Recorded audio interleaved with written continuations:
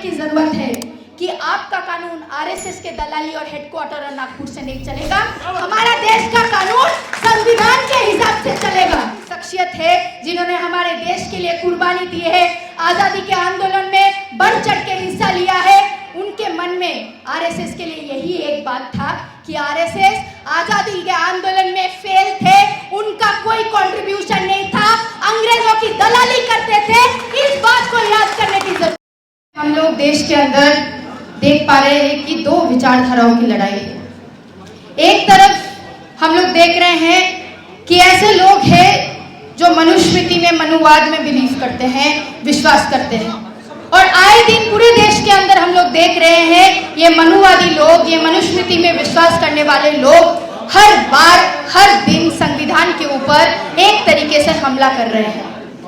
ग्वालियर के अंदर, कोर्ट के अंदर जो हादसा हो रहा है या जो इंसिडेंट हो रहा है, या बाबा साहेब अंबेडकर के स्टैचू को लेके जो विरोधिता कर रहे हैं, ये सिर्फ बाबा साहेब अंबेडकर का एक स्टैचू की बात नहीं है। इसको यहाँ से, इस मंच से हम बता देना चाहते हैं।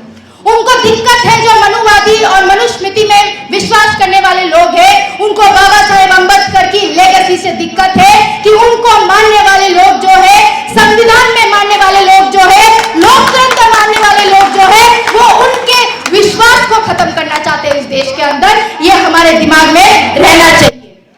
ये लोग जो है आए दिन दलितों के ऊपर, पिछड़े जातियों के जनताओं के ऊपर हमला करते हैं।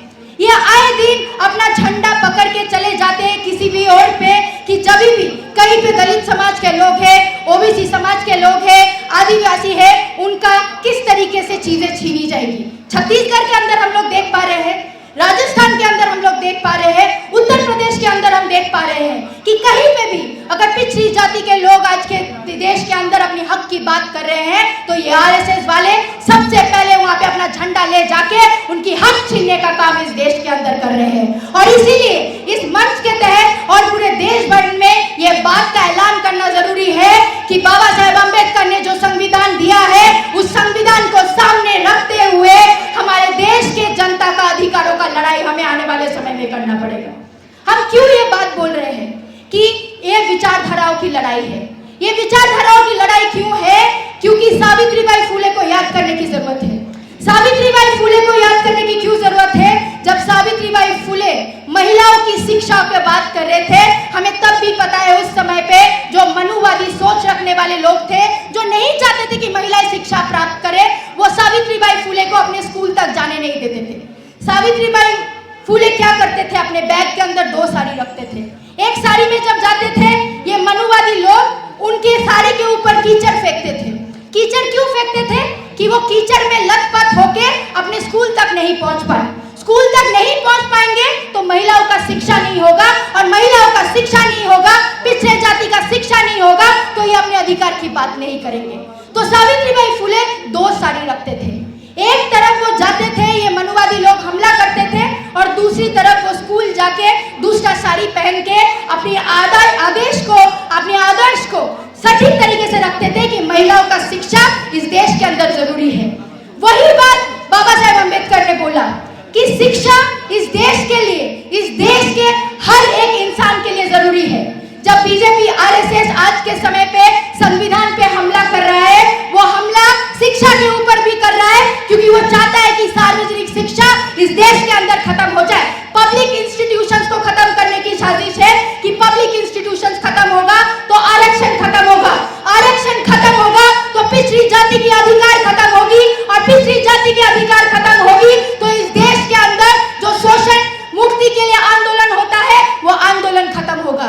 ये मनुवादी लोग जो आज बाबा साहेब अंबेडकर के खिलाफ बात कर रहे हैं, हमें याद नहीं है कि जब भी इस देश के अंदर कोई भी मुद्दा आता है, आज वो बाबा साहेब अंबेडकर के बारे में बोलते हैं। जब इनको मन होगा तो ये महात्मा गांधी और बाबा साहेब अंबेडकर को लड़वा देंगे। जब इनका मन होगा तब वो भगत सिंह और बाबा साहेब अंबेडकर को लगा देंगे अपने में। लेकिन एक बात हमें ध्यान रखने की जरूरत है, ये जितने भी शख्सियत है जिन्होंने हमारे देश के लिए कुर्बानी दी है, आजादी के आंदोलन में बढ़ चढ़ के हिस्सा लिया है, उनके मन में आरएसएस के लिए यही एक बात था कि आरएसएस आजादी के आंदोलन में फेल थे, उनका कोई कंट्रीब्यूशन नहीं था, अंग्रेजों की दलाली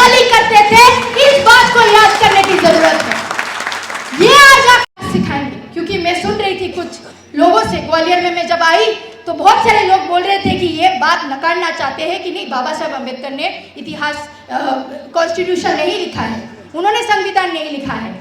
तो मैंने बोला वो तो कंगना रनौत इनका बीजेपी का एमपी है, वो भी मानते हैं कि देश का आज़ादी 2014 के बाद हुआ है, तो क्या हम मानने लग जाएंगे कि 2014 के बाद देश का आज़ादी हुआ है?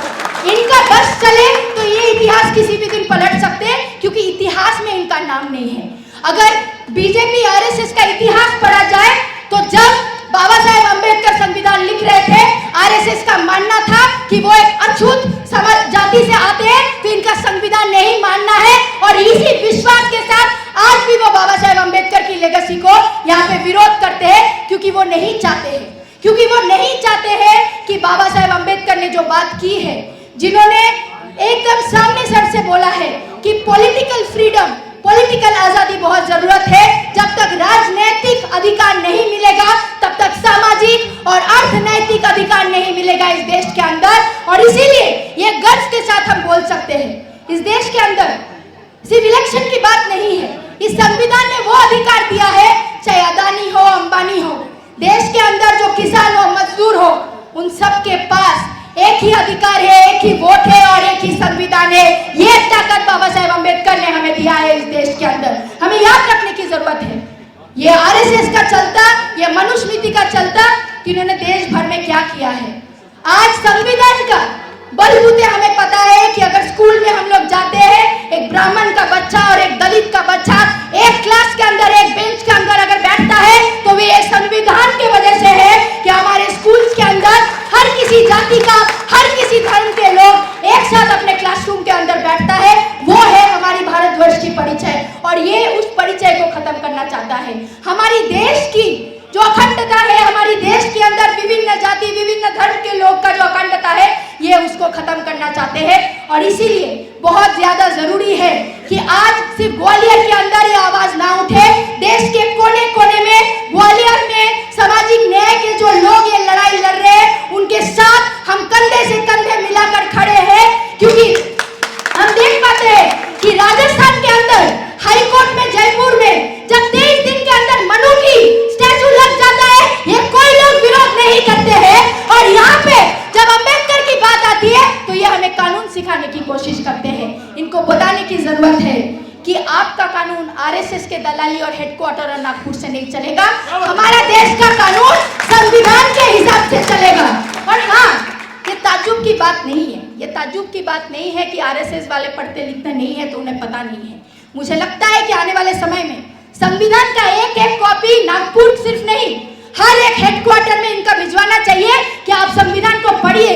क्योंकि आप पढ़े लिखे होते और संविधान को अच्छे तरीके से पढ़ते तो आपको पता होता कि बाबा साहेब अम्बेडकर ने क्या लेगेसी इस देश के अंदर छोड़ के गए हैं। यही वो नेता है बीजेपी के, जब इलेक्शन आएंगे इसी संविधान का कसम खाके किस तरीके से पावर लेंगे, किस तरीके से गड्डी लेंगे, उस पे तुल जाते हैं, लोगों के पास आते हैं कि एक वोट दे दीजिए। तो इन्हीं लोगों को एक्सपोज करने की जरूरत है कि अगर ये देश चलेगा तो मनुस्मृति की वजह से नहीं चलेगा, अगर ये देश चलेगा तो बाबा साहेब के लेगेसी से चलेगा, अगर ये देश चलेगा तो संविधान के जो अधिकार है उसके हिसाब से चलेगा।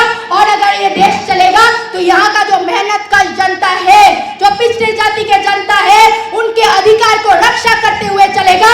अगर इस देश में अखंडता रहेगी तो किसान, मजदूर, महिलाएं, पिछड़े वर्ग के सारे लोगों का अधिकारों की लड़ाई लड़ते हुए रहेगी। इसी को बोलते हुए मैं एक आखिरी बात बताना चाहूंगी कि आप लोग विभिन्न आस्था के मानने वाले लोग हो सकते हैं। कोई जय हनुमान बोलना चाह रहा है, बिकॉज ये बहुत सारे लोग बोल रहे थे। कोई जय राम बोलना चाहता है, कोई जय श्री राम बोलना चाहता है, कोई भारत माता की जय बोलना चाहता है। मैं आप सभी से विनती करूंगी, अगर ये सब हम बहुत सारी चीजें बोल पा रहे, वो बोलने का हक भी संविधान ने हमें दिया है। अगर ये संविधान हमारे पास नहीं होता, ये विभिन्नता भी हमारे देश के अंदर नहीं होता, ये विभिन्नता को रक्षा करने के लिए अधिकार भी हमारे देश में नहीं होता, तो आप सभी से अपील है कि हम जय संविधान का नारा भी उतने ही पुरजोर तरीके से लगाए। इसी के साथ मैं अपना बात खत्म करूंगी। शुक्रिया। इनकलाब जिंदाबाद। जय भीम, लाल सलाम, जय संविधान। से हमारे दीदी बहन जी आईसी घोष का स्वागत करें। शानदार उनकी प्रस्तुति रही है। हमारे बीच में पूर्व विधायक मदन कुशवाहा